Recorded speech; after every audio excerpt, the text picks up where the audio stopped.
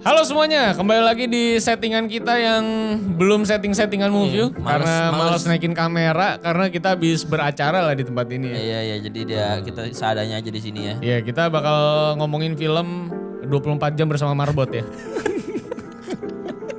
Beresin tiker. Kenapa Marbot? Kan banyak ya. Kenapa harus Marbot? Iya kan, 24 kan mirip namanya. 24 jam udah sama satpam gitu bisa. Ini Kenapa? siapa sih namanya? Gue lupa tadi. Apanya? 24 jam bersama siapa? Gaspar. Oh ya Gaspar. 24 jam bersama Gaspar. Gaspar. Jadi film ini bercerita tentang seorang laki-laki yang bernama Gaspar dan memiliki kelainan jantung sehingga umurnya itu tinggal 24 jam. Jadinya 24 jam tepat ya. Ya, 24 jam tepat. 000. Dan sisa 24 jam ini dia akan memilih untuk berbalas kejam. Bukan film dia yang lain ya. Untuk membalas dendam ke orang yang dia pernah punya masalah, yaitu lawan Ali. Pemerannya Reza Radian lagi. Iya, ada Laura Basuki juga di sini. Ada Laura Basuki. Ada Christo Emmanuel, ada Dewi Irawan. Ini pemain-pemain besar sebetulnya di ada sini. Ada Shenina juga ada di sini. Ini pemain-pemain kelas kakap di sini. Pemain-pemain kelas kakap di sini, tapi sayangnya gue tidak merasakan kekakapan di sini ya. Iya, kita lebih ngelihatnya gurame ya. Kenapa? Layer satu mulu masih ini ya. Nggak ada kakap-kakapan. Soalnya tadi layer expert kita tuh udah keluar tadi. Capek banget gue udah gak bisa berpikir lagi. Karena menurut gue apa ya, ini tuh lebih cocok namanya diganti jadi bersama Gaspar aja gitu. 24 jam dihilangin lagi. Karena 24 jamnya gak berasa. Iya, gue nontonnya kayak flashingnya lambat, udah gitu kayak harus comeback, flashback lagi. Flashbacknya juga menurut gue sebuah hal yang sia-sia sebenarnya di film ini. Iya, sebenarnya gue ngerti sih tujuannya biar kita tuh sebagai mempererat penonton kan, mempererat motivasi dan bikin kita tuh nggak bosen. Tapi kan sebenarnya tapi justru scene anak-anak itu yang bikin gue bosen. Iya, sebenernya. Padahal kalau misalkan kita secara linear pun juga nggak apa-apa menurut gue. Gitu. Kenapa harus gak usah kasih background sih sekalian. Iya, jadi kayak lu kok balik lagi nih. Jadi sebenarnya 24 jam sisa berapa, dan banyak adegan-adegan yang gue tuh nggak paham dan nggak bisa pisahin kayak ini tuh sebenarnya adegan ini bagian dari 24 jamnya atau enggak sih? Yeah. Karena comeback dan nggak dijelasin, nggak ada time code-nya, nggak ada time stamp-nya di situ. Sedangkan tuh jamnya tuh kayaknya di awal tuh lama banget. Ya. Tapi setelah mau ke ending kayaknya langsung lompat gitu. Kayaknya kita udah melalui malam yang berbeda gitu, tapi masih 24 jam aja gitu. Iya, jadi pertanyaannya kenapa harus seperti itu gitu loh. Dan gua nggak tahu sih apakah kita yang goblok soal film ya, tapi ini tuh intensitas yang aneh gitu. Maksud gue mencoba 24 jam, tapi kita nggak dapet intensnya. Iya. Kalau misalnya kita nonton kayak Speednya Keanu Reeves zaman dulu yang di bus tuh, yang musik sekenceng apa gitu kan. Terus kayak misalnya mungkin yang lebih mirip-mirip lagi mungkin kayak Crank ya, di mana kalau misalnya dia nggak tegang dia bisa mati. Atau gitu. 3 Days to Kill. 3 Days to Kill gitu kan. Itu kan semua tegang tuh. Kita tahu dia berpacu dengan waktu. Bukan gitu. melodi kan yang penting. Bukan melodi, karena melodi udah tua anjing. Bukan melodi. Terakhirnya David Naif anjing yang nge-host maksud gua. Ya jadi tidak dapat kita intensnya gitu. Iya betul. Gua jadi nggak ngerasa tegang di sini. Jadi kita tuh tidak peduli dengan 24 jamnya sebenarnya. Betul. Makanya gue bilang tadi diganti 24 jamnya jadi cuma bersama Gaspar aja udah. Iya. Jadi lebih mirip ke bersama bintang kayak lagu-lagu itu. Betul. Sakitnya juga kayaknya langsung tiba-tiba jantung lo di kanan gitu. Iya dari awal sih sebetulnya diceritain, cuman kayak kenapa? Gue tiba-tiba langsung sakit. Sebenarnya kan dia dijelasinnya adalah dia sakit jantung kan, bukan sakit kelainan jantung kanan, tapi sebenarnya ada obatnya selama ini. Tapi cuman nggak mau. Udah usang di badan dia. Tapi udah rusak katanya alat pengobatannya. Jadi mau nggak mau ya dia cuma punya 24 jam doang. Maksud gue ya kenapa harus seperti dan ketika dia mau balas dendam ya dari umur dia kecil sampai dia gede tuh kemana aja gitu loh. Kenapa dia waktu terakhir baru mau balas dendam gitu loh. Padahal kan udah tahu orangnya yang ini. Iya, maksud gue mah kalau gue disuruh nge-build ceritanya, gue mendingan gue benerin dulu nih badan gue. Akhirnya kita skip lagi ke 3 tahun, tapi si Wan Ali-nya tuh udah jauh lebih powerful dari yang sekarang. Jadi jauh lebih sulit gitu. Iya. Jadi kayak sebuah pergolakan batin gitu. Apakah gue harus mati? Mungkin karena ini tuh sebetulnya adalah adaptasi dari novel loh. Jadi makanya dia harus ngikutin novel, ada pakem-pakemnya gitu loh. Jadinya mungkin kalau di novel penceritaannya jauh lebih bikin kita attach sama karakternya. Karena linear. Jadi masih bisa enak gitu ngikutin. Ini kan dibolak-balik ya. Iya. Udah terus, gitu. Terus konsepnya kayak Power Ranger juga ya Bel ya? Kenapa? Ngerekrut gitu. Iya, dan rekrut itu gua gak ngerasa kayak dia tuh punya specialty sesuatu gitu. Gak guna sama sekali sebenarnya. Biasanya kan kayak dia driver, dia ini sniper nih. Ini enggak ya karena gua kenal sama lu ya udah. Ini sebenarnya kayak seperti mamang-mamang yang lo ketemuin di pinggir jalan gitu maksud gua. Iya. Ini Laura Basuki ini di sini tidak ada impact apapun menurut gua di sini ya. Betul. Karena tiba-tiba dia kecebur ya mobilnya ya. Habis itu balik lagi entah gimana selamatnya. Karena Wan Ali kan ngeliatin tuh mobil. Betul, gitu, gak diceritain juga di apa kalau di dalam ada tabung oksigen, ya kan? Apa ada apa nggak tahu. Benar-benar ya kan? setuju. Ibu-ibu loh. Dia nyelam gak basah dia pas bongkar berangkas maksud gua. Iya. Aneh banget gak lepek dia. Udah gitu penyelesaian masalah terakhir itu adalah dibawa ke teman-temannya yang rame-rame ya. Iya. Kenapa gak dari awal aja? Kenapa gak dari awal lu langsung rame-rame sama teman-teman lu? Mari kita rampok toko emas itu gitu misalnya ya. Bagian gua segini ya, lu pada gua bayarin segini aja gitu. Kalau memang tujuan awalnya adalah dia mau balas dendam. Iya, maksud gua ini Jadi, cukup aneh. Terlalu berbelit-belit, tapi yang perlu diapresiasi dari film ini adalah artnya yang sungguh Betul. ciamik ya. Itu adalah positif film ini. Menurut gua dari awal tuh kayak kita udah wah, artnya sungguh ciamik, udah gitu gambarnya juga bagus banget. Itu tuh attach banget ya kita ya. Di awal pas nonton, wah ini gambarnya bagus banget nih. Berasa gambarnya kayak mewah dan mahal gitu. Tapi sayangnya dong menurut gua, kita jadi kebingungan sama posisi timeline-nya. Jadi ini kan dari tahun berapa nih sebetulnya? Karena kan dijelasin kalau penyebaran virus itu tahun 2025. Gitu ya. Habis itu ternyata 2035. Tapi looks-nya itu nggak kayak 2035 menurut sama gua. sekali tidak. Dia tuh sebenarnya kan kayak mau sabar banget gitu kan. Iya, kayak mau sabar banget. Tapi gak kena gitu. Iya, yang pertama adalah dari penggunaan handphonenya si Gaspar ya. Kenapa masih Nokia jadul itu aneh banget menurut gua. Karena udah lewat jauh banget udah gitu. Tapi ada adegan polisi pakai drone. Bener. Itu yang bikin gua kayak janggal banget nih. Udah gitu dia penggunaan bahasanya harus banget baku banget gitu.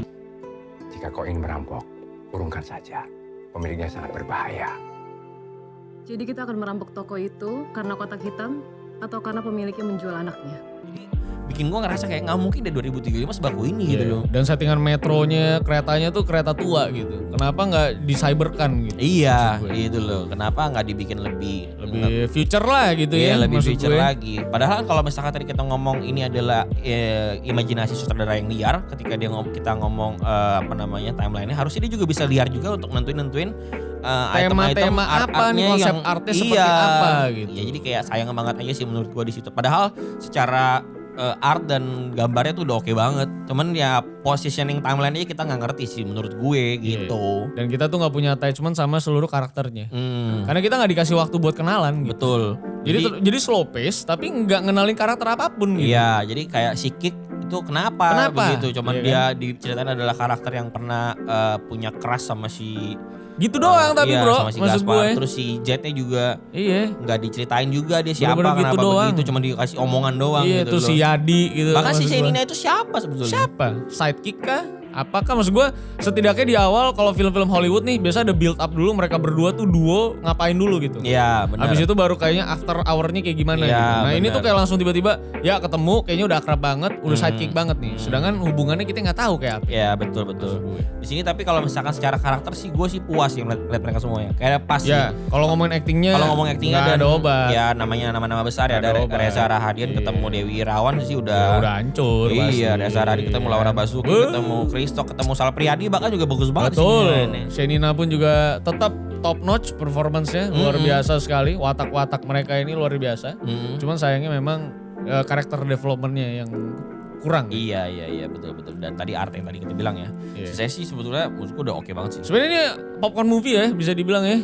Lumayan. Karena nggak perlu mikir juga. Tapi slow pace banget. Slow burn banget. Gue ngeliatnya tuh kayak mirip-mirip mau main kayak Blade Runner gitu loh, yang benar-benar slow burn parah. Tapi gitu kan Blade Runner tuh masih bisa dipercaya karena artnya tuh gila gitu banget. maksud gue. Lu ketemu night life-nya kayak gimana segala macam, lu tahu settingnya kayak apa, keresahan publik pada saat itu kayak apa. Nah di sini gue nggak dapat keresahan kota cybernya itu pada saat itu publik atau society-nya tuh kenapa nggak ada. Bener. Kenapa Fight Club ada juga nggak ada gitu maksud gue. Bener. Virusnya juga nggak dijelasin secara detail juga virus apa sebetulnya. Iya, apakah mereka tuh pada miskin apa pada sulit? Karena fokusnya cuma di toko emas itu sepi udah gitu doang. Iya betul.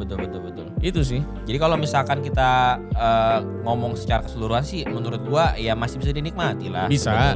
Cuman ya lu harus mengorbankan waktu lu aja. Kalau bisa sih nontonnya dicepetin aja 1,5 aja di Netflix. Cocok menurut gua. Dan menurut gua keputusan untuk naruh di Netflix juga tepat tuh. Karena tadinya tuh ada di bioskop ini. Tadinya harusnya di bioskop tapi ternyata nggak jadiin, akhirnya ditaruh di OTT di Netflix. Ya menurut gue sih, gue tetap pribadi mungkin kecewanya sama film ini karena ekspektasinya ada Reza Rahadian. Betul.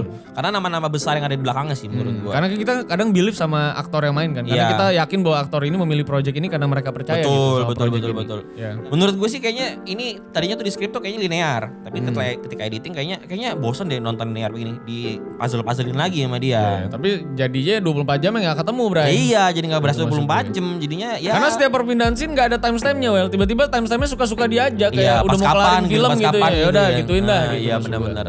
Dan random aja gitu, nggak biasa kan kayak berkala ya, 3 jam sekali, 2 jam sekali. Ini enggak kayak tiba-tiba 5 jam, tiba-tiba 4 jam, 2 jam. Aneh aja menurut gue.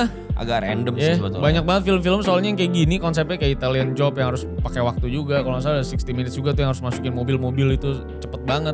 Itu semua tuh udah waktu kita intens. Terus soundnya juga didesain untuk intens. Ini sama sekali enggak bro. Iya. Udah gitu ya, ini endingnya juga agak open ending juga ya.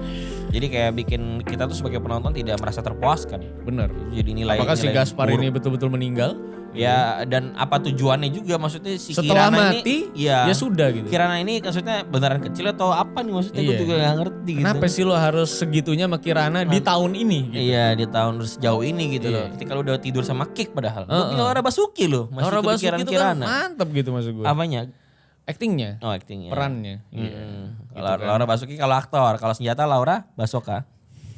Oke, segitu aja menurut gue nih 7 lah, 7/10 lah. Ya buat gue sih mungkin 6,5 ya. 6,5. Karena gue sambil ngantuk dulu tadi nonton. Oh karena slow burn tadi itu ya. Slow burn banget ya. Jadi bagusan komedi kacau menurut gue. Fuck, aneh banget ini. Aneh banget.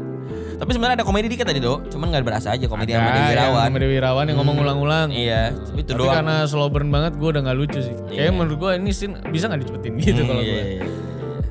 Udahlah nih kita Dan kali bapak-bapak Wan Ali tolong kupingnya pasang ya. Itu rolling door kan kencang bukanya. Oh iya. Sadar lah Pak. Kalau di depan ada rolling door Pak maksud gue. Iya, orang dibuka pada diam nih maksud gue ini. Ngapain lo? Shot-shot mafia Hongkong lagi kayak Choi Yun Fat lo gue lihat. Iya juga lagi. Maksud gue lo sampai stranglehold lo. Udah lah maksud gue.